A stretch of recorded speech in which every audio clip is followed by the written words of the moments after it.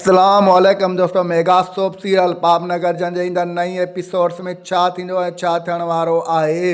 छा मंठार शेरदिल ऐं मल्हार खे ख़त्म कंदो? छा मल्हार वारा वॾेरे बालाज खान खे ख़त्म कंदा? छा मल्हार वाब जे खून खां बेगुनाह साबित थी सघंदो? इन जी सॼी तफ़सीलात ॼाणण खां पहिरियां जेकॾहिं अव्हां असांजे यूट्यूब चैनल ते नवां आहियो त महिरबानी करे असांजे यूट्यूब चैनल के सब्सक्राइब करे घंटी जे बटन ते प्रेस करे नोटिफिकेशन पे ऑल करे छॾींदा जीअं ईंदड़ हर नई नोटिफिकेशन सभु खां पहिरियां अव्हां ॿाहिरि ताईं बावक़्तनि पहुची सघे। दोस्तों हाणे हलूं था पंहिंजी मेन ॻाल्हि ॿोल दोस्तों मेन ॻाल्हि ॿोल शुरू करण खां पहिरियां महिरबानी करे पंहिंजो क़ीमती राय कॉमेंट सेक्शन में ज़रूरु ॾींदा।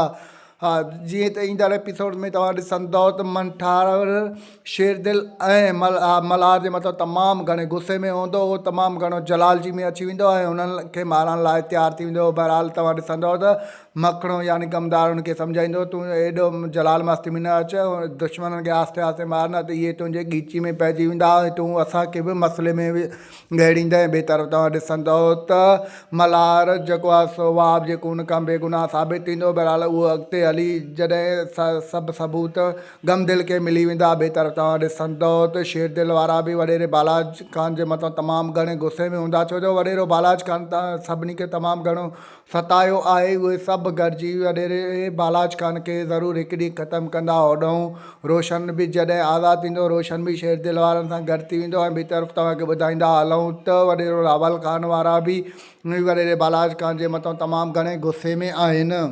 दोस्तों असांजो रिपोर्ट अव्हांखे कीअं लॻो? जेकॾहिं पसंदि आयो हुजे त महिरबानी करे पंहिंजे क़ीमती राय कॉमेंट सेक्शन में ज़रूरु ॾींदा असांखे इजाज़त रखंदा। पंहिंजो ख़्यालु। अल्लाह हाफ़िज़। Thanks for the watching. Javed Ali जलालानी।